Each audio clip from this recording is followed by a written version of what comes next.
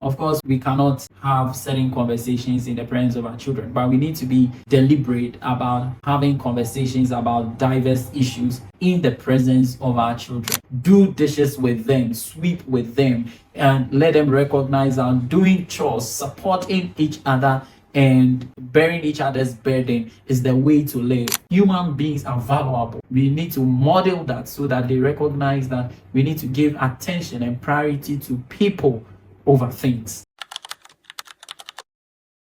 Hello everyone, you're welcome to Unfiltered Psyche once again, and we're happy to have you on our channel. We want you to subscribe, share, and then like the page.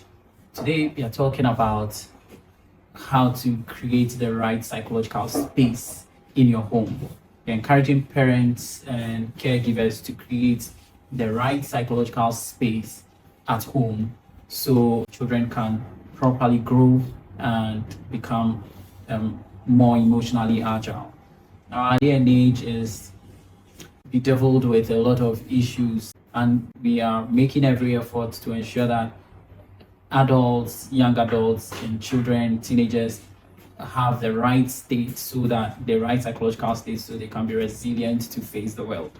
And so, as part of this agenda on Unfiltered Psyche, I want to share with you a few tips for parents regarding how to create the right psychological space for our children. So, one of the things that keeps coming up now is every parent wants their child to attend a very good schools with good facilities, so that their children can thrive and can be exposed in wonderful ways that will keep them growing well. But the point is that nothing builds a person like the home they grow in.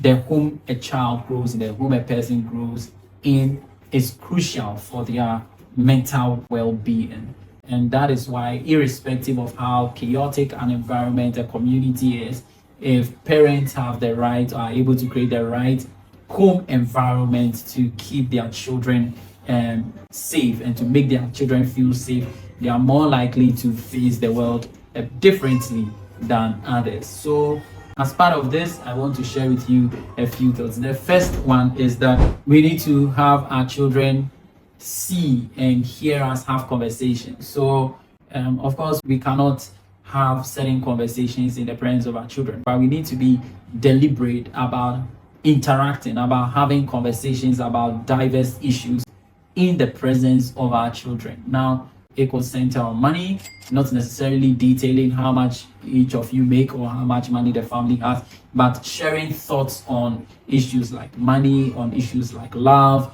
on issues like politics and religion, faith, Christianity, stuff like that. Now, why is this important? We need to model the atmosphere, or model being able to interact about important topics without becoming emotionally woven into the topics. Okay, and that is very important because a lot of people are unable to have dispassionate conversations. A lot of people are unable to detach from their experiences and the information they have, and that in a way is maladaptive, because sometimes conversations are simply supposed to be conversations and they must just end there without painting another image that they were not intended to paint. So at home, we need to be able to have conversations and even disagree and still move on, laughing about something else. Now, what that does is that unconsciously it prepares children to own their opinion, be open to other opinions, and judge other opinions in the light of what they already know, be willing to be inquisitive about what they don't know, and accept difference. Now, what that does is that it builds children, it builds us, it builds people within their home to value information without losing themselves. So that's one important psychological tool that parents can use in nurturing their children to be open-minded, to be comfortable with their difference. And what that does is that it prevents children from becoming anxious about the way people think of them the way their conversations with their friends go. It gives them a sense of power and autonomy over what they know. It gives them confidence about what they don't know. They are able to accept what they don't know, make peace with it, and learn from others what they don't know. It gives them the capacity to listen and be reflective about life. So gives them an opportunity to listen to other people and also reflect on what they are hearing. And then finally helps with their sense of judgment. Now, one treasure you can give your child is their sense of judgment. If you're able to create a space in your home based on this tip, and through this space bring your children to a place where they are able to have sound judgment, they are able to dispassionately look at situations, they're able to pick the right things and still maintain their identity, their individuality, their autonomy, and their sense of self. You've given them a treasure nobody can take from them, because they can live in a world of diversity and still not lose themselves. So have conversations at home, allow disagreements, allow different thoughts, be deliberate about bringing out what you've learned from your spouse or from the person you live with, and be able to move on from that seemingly heated conversation with a pat on the back of the person, with a hug to your wife, and just move on. That grounds your children and ultimately gives them sound judgment. Now, the second one is that show affection openly. Okay, now, yes, for those of us born and raised in this part of the world, we are very conservative sometimes, even though the trends are changing. But let's learn to show affection openly. Of course, we cannot be too explicit in the presence of our children.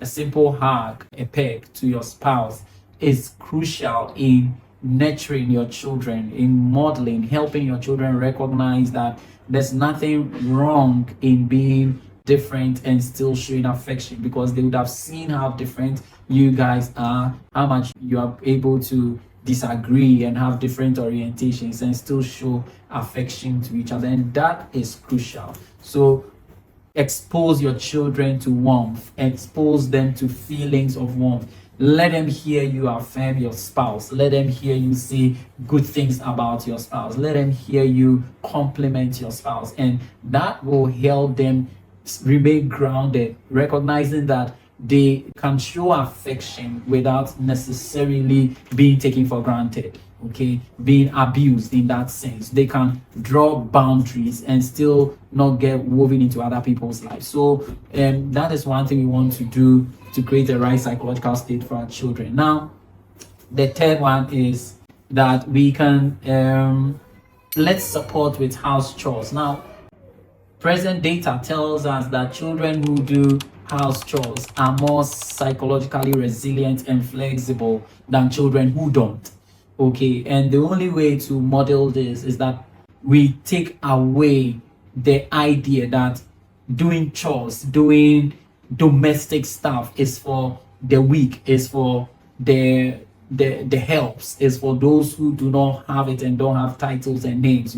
So parents must learn, designate, even if you have helps at home, learn to do some gardening with your children, learn to sweep the home, do dishes, let them see you do dishes with them, sweep with them, and let them recognize that doing chores, supporting each other, and bearing each other's burden is the way to live. That gives children a sense of power over their space. It gives them a sense of initiative. Okay, it gives them the capacity to think beyond what has been presented to them. It gives them power to change the course of situations because they've learned to own their space. And there is nothing wrong or condescending about owning their space. So this is one of the tools we can give our children so they can be psychologically agile. And this is a space we create. So even if you are busy, whatever it is, be just deliberate about washing your car with your children and prodding them, giving them all the compliments as they help you to wash, and that gives them power over what they have. It gives them a sense of responsibility over the assets they have, and that will be a good thing to do for your children. The next one is that within your home space, give priority to people over material things. Okay, so let your children recognize that you give priority to people over assets. So let's say people are visiting, okay, or you have a bunch of people who are coming to your home and stuff like that. Let your children recognize that you value them. Show hospitality in a way that your children can learn. So if they are coming with their kids, your spouse or yourself can offer them water, drinks, and allow your children to also offer their drink or something to their children, and that gives them a sense of responsibility. So give priority to people. When you go to the fuel station to buy fuel, give priority to the attendant, and that shapes the mind of your children that we drive a nice car, we live in a nice house, but people matter than material things. People matter than the assets that we have. Now, what is the psychological impact of this? It helps our children to live beyond very seemingly flimsy things. Okay, I own this and I have this, and have you, but has your mom bought you this? All those kinds of things that children get depressed about, children get anxious about, children get bullied about. Your children come to realize that they are fleeting, they come and go. You can own one today and tomorrow you can actually get a different one. So, but human beings are valuable. So we need to model that so that they recognize that we need to give attention and priority to people over things. And that will give them the mental strength they need to overcome the issues of life. And then the fifth one is that let's learn to repose confidence in God. So let your children recognize that you are not a God unto yourself. Now, for those who may not believe in God and stuff like that, that's different. But for those of us who believe in God, and those of us who believe in the fact that there's a designer of the world and he holds everything together, this is crucial. Our children should recognize we need to create a home where children should see you praying. Your children should see you ask God for help. They should recognize that there is an entity way bigger than you. Now, present data tells us that people who do not have an idea of a deity, who do not repose confidence in God, struggle with their mental health because they have nothing that holds them down. So the point is that let's be open about our faith in someone greater than us, and let's allow our children to feed from that. So one gift you can give your children is that whenever they make a complaint to you, whenever they are distressed by something, you point them to God, and that helps them to recognize that even in your absence, there's somebody who does not fall sick, doesn't die, doesn't sleep, and is ever present. That grounds them, that gives them a sense of confidence, and it makes them